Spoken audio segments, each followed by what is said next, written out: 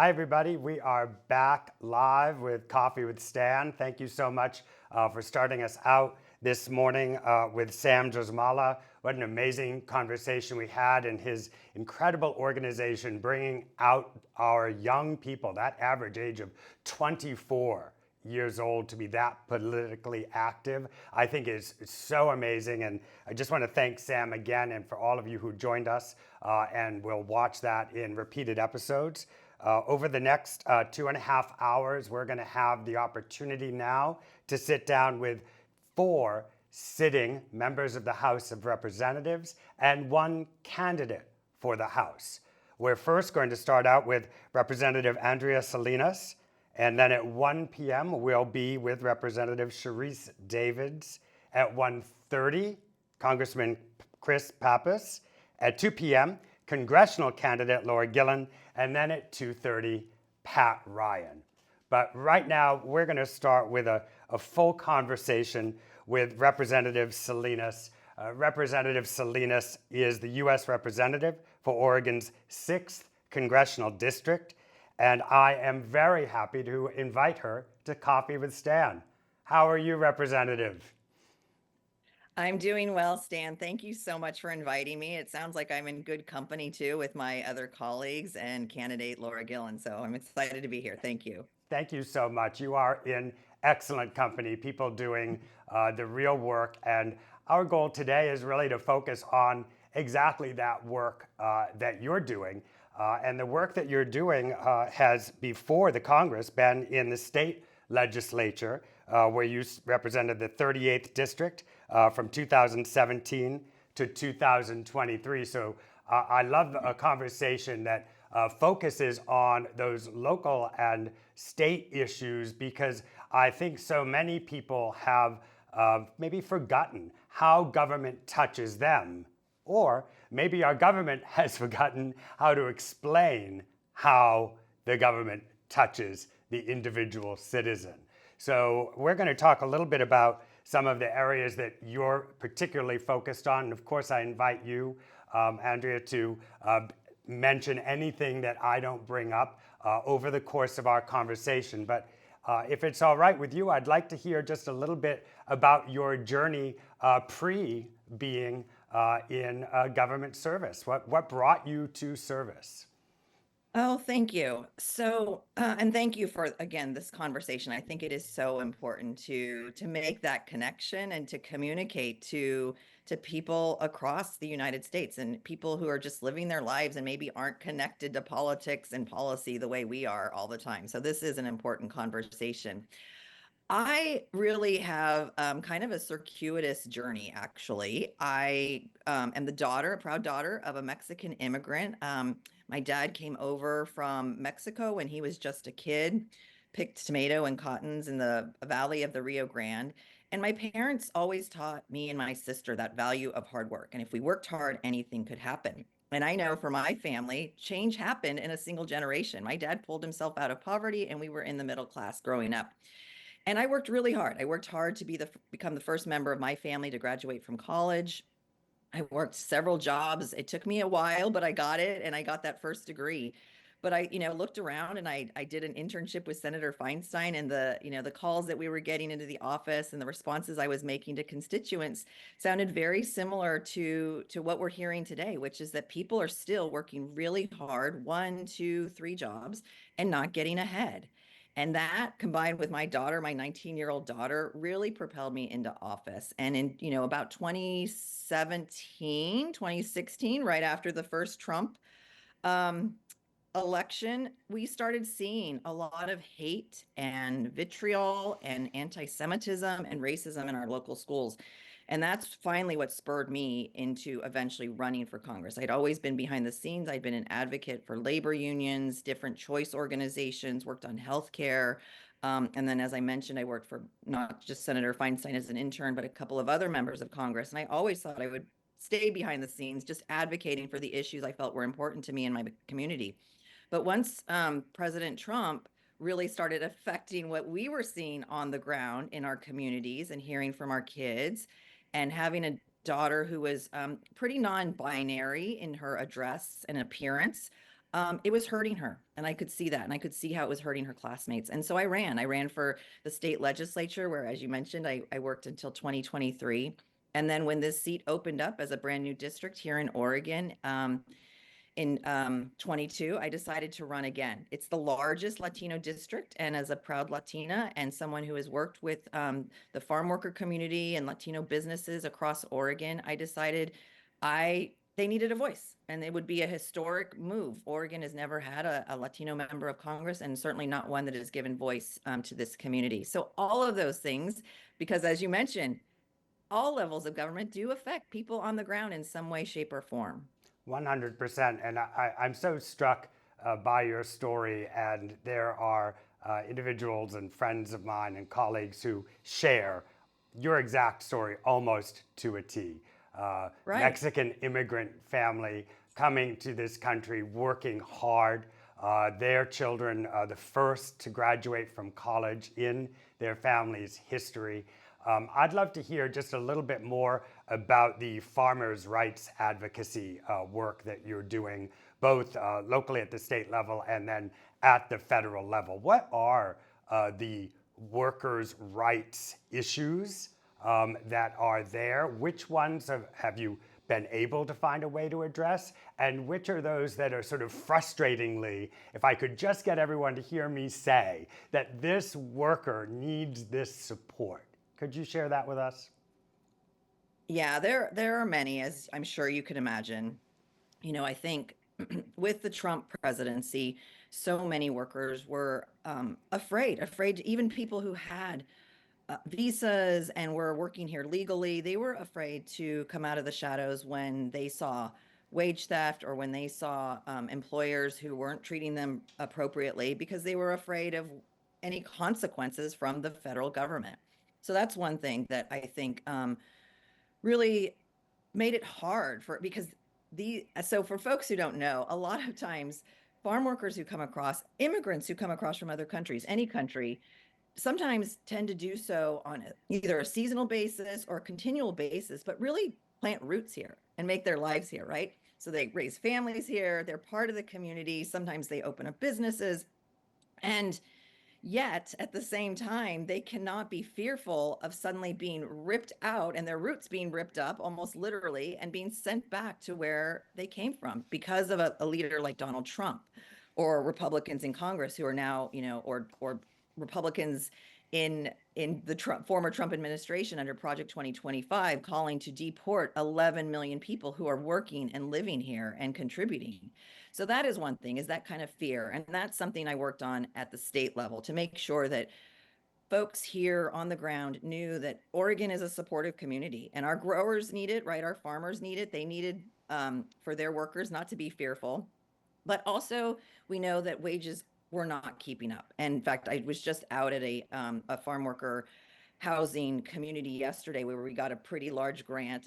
They got about $1 million to remediate and rehabilitate their farm worker housing. There was a lot of mold, and they wanted to make it safer and cleaner and more livable for the workforce, and more affordable too.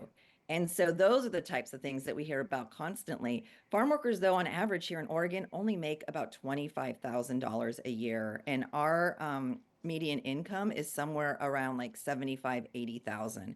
And so it is well below the median income. And so they can't afford housing, especially when, housing prices across the US right now are skyrocketing. So that is a big issue too. So trying to get those grants, I was very pleased that we were able to secure that. Those are important. Those are really important things for the community.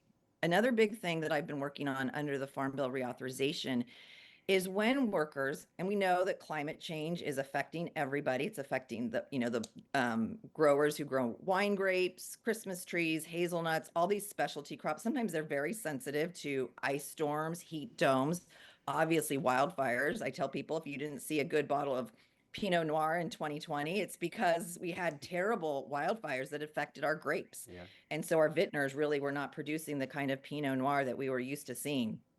But what people don't realize is that the workers themselves are really affected by it, right? Sometimes the heat is so extreme that they have to stop working, right? So depending on what the the catastrophic event is wildfires. You can't inhale that smoke. It becomes very dangerous. So you have to take time off and time away from work. And typically they are paid either by the hour or by the piece, by what they pick. And so when that happens, they have no safety net. They have no way of being able to put food on their own tables. And so I've been working to figure out, how do we, in the Farm Bill, make sure that there is some type of safety net. So when farm workers, for no fault of their own, may have to take days off of work, have some sort of safety net. And it didn't get into the House Farm Bill, but there is a placeholder over on the Senate side that I've been working with Senator Stabenow around, that I would be really excited to see if we could get something through. I think it would help. And again, it will stabilize the workforce. So not only would it help the workers themselves and their families, but it would also help the growers and people right here in my community, the people who own the farms and the productions in the Willamette Valley. Well, that just brings us right back to where we sort of started our conversation, which is, how does government touch the individual, right? And this Yeah. idea of having an elected representative, and now in a race to be the elected representative again, to actually represent, to actually say, I am standing here and we have secured a grant to get the mold out of this housing, to make this housing better, and to address issues that will affect someone at home today. Not just a talking point, not just ideology. Nothing wrong with ideology. We all have belief systems, but we also all have needs, actual day-to-day needs. So my hat is off to you on that.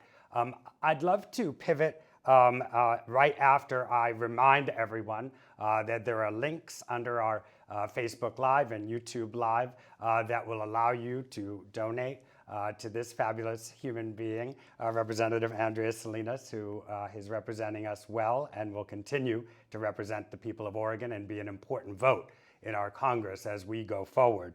One of the things I made some notes on was your work on mental health in schools.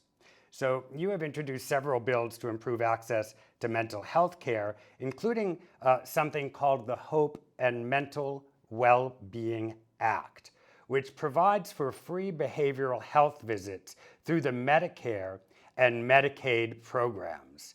I just wanted to take a moment because I so much believe in the need for mental health, psychological services for individuals throughout our country.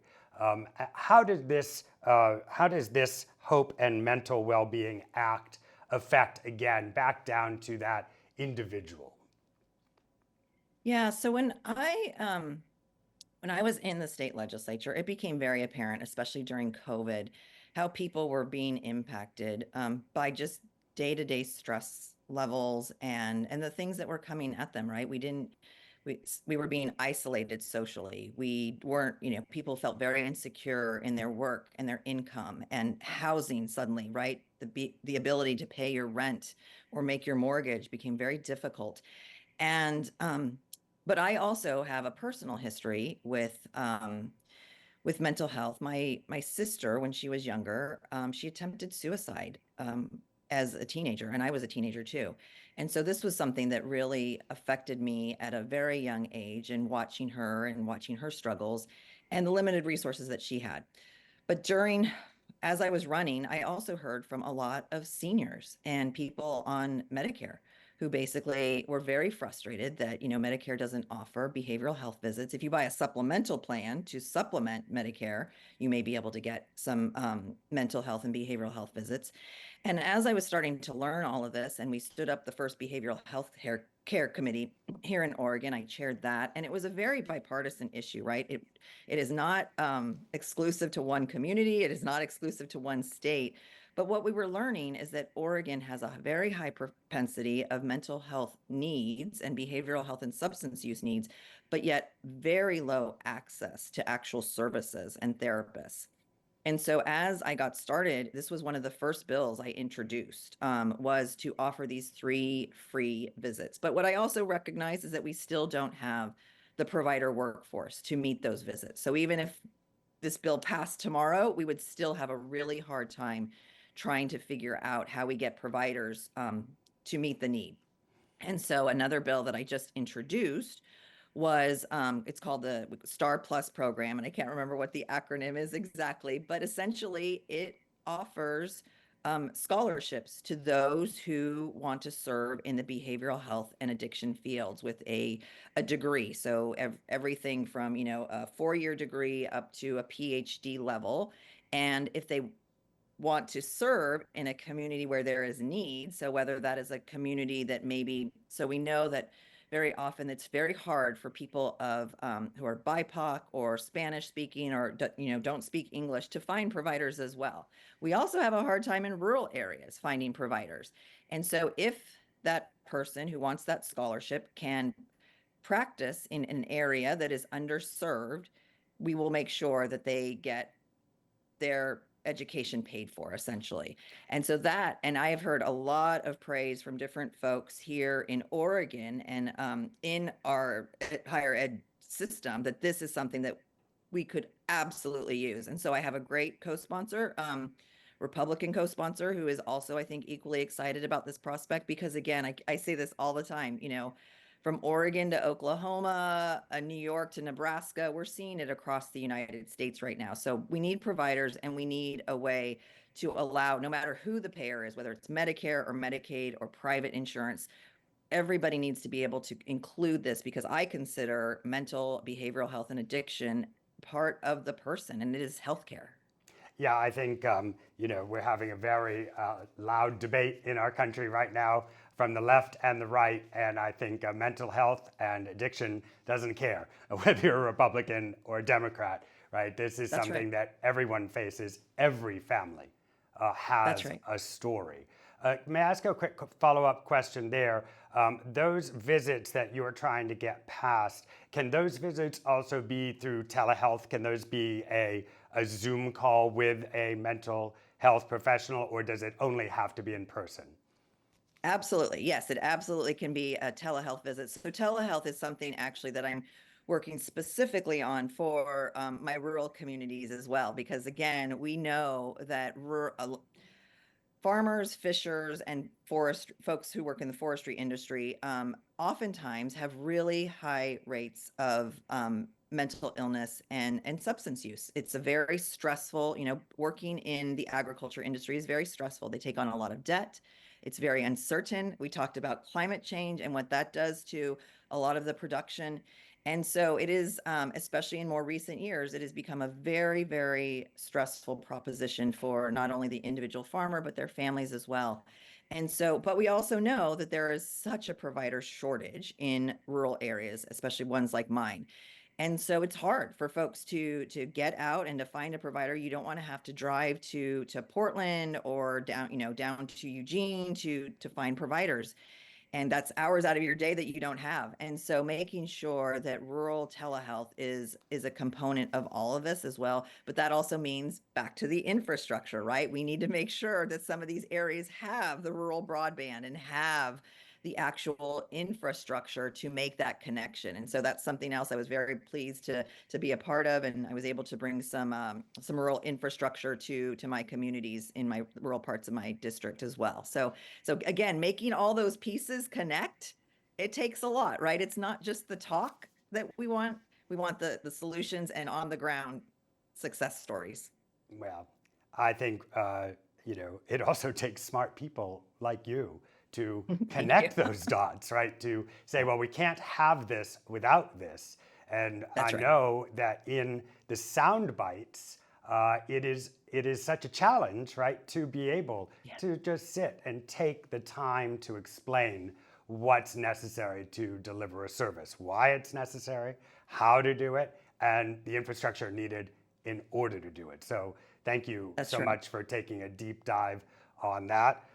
I want to move on to immigration reform, which is a little bit clearly of a hot topic, but I felt that we could return again to your family's history. And in particular, as I understand it, that the people that you represent, there's over 20% of your constituents are Hispanic or Latino. So Mhm. that's I think the highest percentage in your Yep, state. So that's right. taking it as best we can from the hot topic areas, what areas are you focused on in terms of your own family's history and how to support those families that are in that same journey? Let's take your family's journey and go pre you graduating university. What do those families need, and what are you fighting to deliver there? I love this question because I think people know, I think people believe that for whatever reason, Democrats are playing defense on this issue. This is a personal story and a personal journey for me. And, I know that as my family came over in 1950, when my dad, like I said, when my dad was just a kid, and I think my uh, Tia Maria, she was just a baby, but we know how much our immigrant communities contribute to our country and to the fabric of our communities. And so, and they, if you work hard and you play by the rules, you should be able to get ahead. And sometimes today I know that sometimes they're fleeing climate devastation. Sometimes they are fleeing drug cartels and gangs, and sometimes they are fleeing to find better economic opportunity here. But I also know that our border communities are in disarray, and there is chaos down at the border. And when I went down last May and talked to some Customs and Border Patrol folks in El Paso, I heard that what they need are more resources, right? We need to make this orderly. It is not an orderly process, and then the communities end up suffering. We have a lot of non-governmental organizations and nonprofits that have to step in to help figure out, where are we going to house them? Where are we going to feed them? Right? None of that is orderly. We need to figure out how to make sure that maybe we can help keep people in place until they're ready to come here. But at the same time, we know that we have millions of people here right now working, living, and they don't have certainty, right? They don't have certainty on whether or not their visa is going to be renewed from one year to the next. They don't have certainty on and some of them have been here for like 10, 20, 30, 40 years. So there is a backlog in the immigration judicial system that needs also to be hammered out. And because of that backlog, again, we need more resources. So Customs and Border Patrol needs more personnel. They need more technology to detect, illicit drugs. We want to keep our communities safe. We don't want things that are illegal or people who are doing illicit things to come across the border. So we need to keep the border safe. But at the same time, we have communities here that are working and contributing. How do we give them certainty? And if it's just workforce certainty, how do we do that? If they want to live here permanently, how do we give them a path to citizenship? And those pieces also need additional resources. And what we saw this past year, I think it was in February, the Senate, under President Biden's request, had a bipartisan deal worked out. But as soon as former President Trump told his Republican friends in Congress, nope, we want to run on this. This is a good issue to run on. We don't want solutions. We want sound bites. They all voted no. And the whole deal tanked. And and actually it didn't go anywhere. And so that was really a shame, because I keep saying, I will work across the aisle. People in my district want us to get something done. They want certainty for our immigrant communities. They want to move ahead on this issue. And nobody gains from us just languishing here with no solutions. So I keep saying I'm a member of the Democratic Secure Border Task Force. I have signed on to different bills that will help increase those resources. I have also signed on to bills that would make sure that fentanyl and other illicit drugs don't come across the border. We can do both. We can keep our communities safe. We can give certainty to our immigrant communities who need them. I wanted to also ask, while we have you, about your other rural healthcare initiatives. We talked a little bit about telehealth, but I know in your state and in your district, there are some other really critical needs in terms of healthcare delivery and the availability of healthcare resources. And I know you've really worked very hard on this. So I'd love to give you a couple of minutes just to talk about the specifics there, and if there's a particular story of someone who has thanked you for the work you've done. It would be great to share that. It's always great to hear the personal stories. Oh yeah, no, this is another one that is again, because I spend so much time in the rural parts of my district as well as the suburban and the more urban parts. But we are hearing from again, a lot of my rural communities are resource based, right? And we have seen some a decline in a lot of those natural resource jobs. And so a lot of families are struggling, and we know that addiction and kids are really suffering. So I took this was a big bill that Grace Napolitano has been trying to get passed for a number of years. I've taken it on now, which would essentially provide school-based health centers and mental health visits for kids in schools. And we actually have one in McMinnville, in a rural part of my district, that is quite successful. But meeting kids where they are, I think, is so important because we are taking the problem and we're finding solutions upstream, right? And so before, hopefully, that this child, and sometimes it's cyclical, right? Sometimes they have parents who have addiction problems, or they have parents who may have mental illness, and getting the child into care and therapy and maybe physical help too in some way is the best and earliest solution. It reduces costs and it reduces despair for the entire family unit and therefore the community. So we have heard from teachers locally who are really grateful because it also connects that school piece, right? Teachers see so much, and if they have on site meeting kids where they are when they are there and getting them the help they need as soon as possible when they're open to getting it is a huge solution. We should be doing this across the United States. And I think this is another great solution. And this I think is what one of my passions too, but is the kid piece of this. But yeah, I think Congresswoman Napolitano thereafter asked me to co-chair the mental health caucus because of this. And because she sees that I am trying to do every angle, whatever will work. Again, I will work with anybody across the aisle to drive these solutions, because I do think we're hearing about it. And again, not just in Oregon, across the United States. Well, Congresswoman Salinas, I just want you to know that you have made me feel better. You have literally made me feel, in this short 25-minute conversation, more optimistic, more hopeful.